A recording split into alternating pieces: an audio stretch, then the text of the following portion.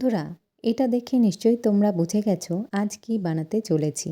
যারা জানো না তাদের জন্য বলছি, আজ বানাবো মেদু বড়া, যা দক্ষিণ ভারতের জনপ্রিয় রেসিপির মধ্যে একটা।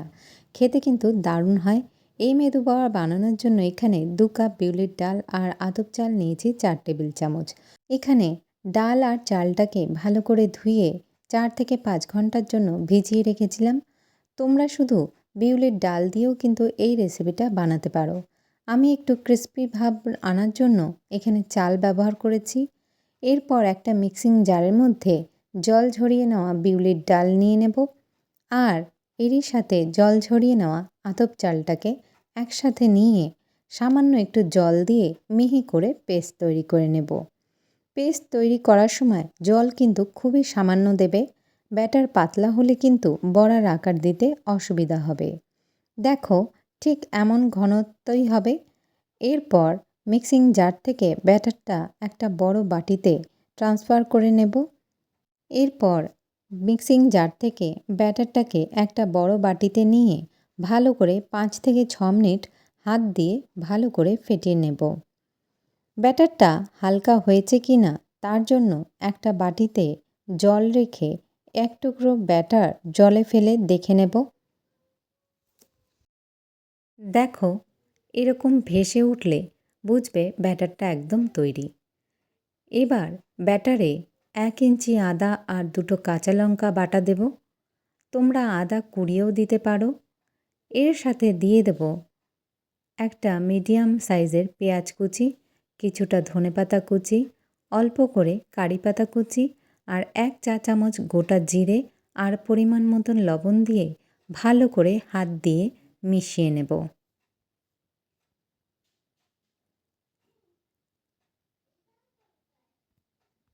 এখন একটা এরকম গোল হাতার পেছনে জল দিয়ে ধুয়ে অল্প করে ব্যাটার রেখে আঙুল দিয়ে একটু এইভাবে মাঝখানে গর্ত করে বড়ার আকার দিয়ে দেব।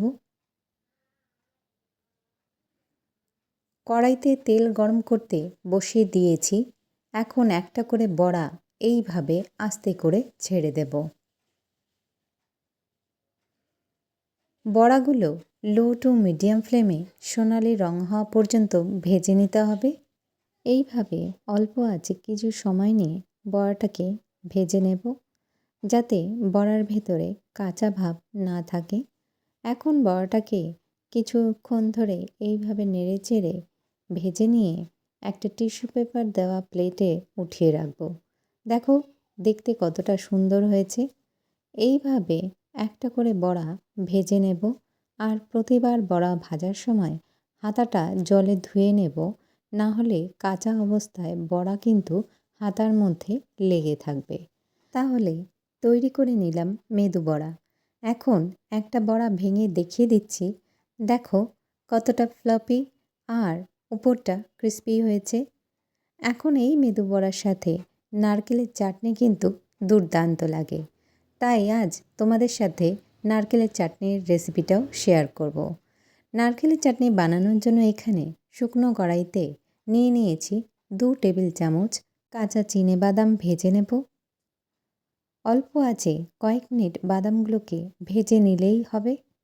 এরপর একটা মিক্সিং জার নিয়ে নেব। মিক্সিং জারে এখন দিয়ে দেব 1 কাপ নারকেল কোড়া। তোমরা নারকেল কেটেও ব্যবহার করতে পারো। আর এরই সাথে বাকি উপকরণগুলো মিশিয়ে নেব। এখন দিয়ে দিচ্ছি ভেজে রাখা চিনেবাদাম। এরই সাথে দিয়ে দেব 3টে কাঁচা লঙ্কা, হাফ ইঞ্চি আদা, 2 টেবিল চামচ টক দই, পরিমাণ মতন বিট লবণ আর সামান্য একটু জল দিয়ে দেব। এখন ভালো করে সব উপকরণ মিহি করে বেটে নেব। দেখো, পেস্টটা তৈরি করে নিলাম।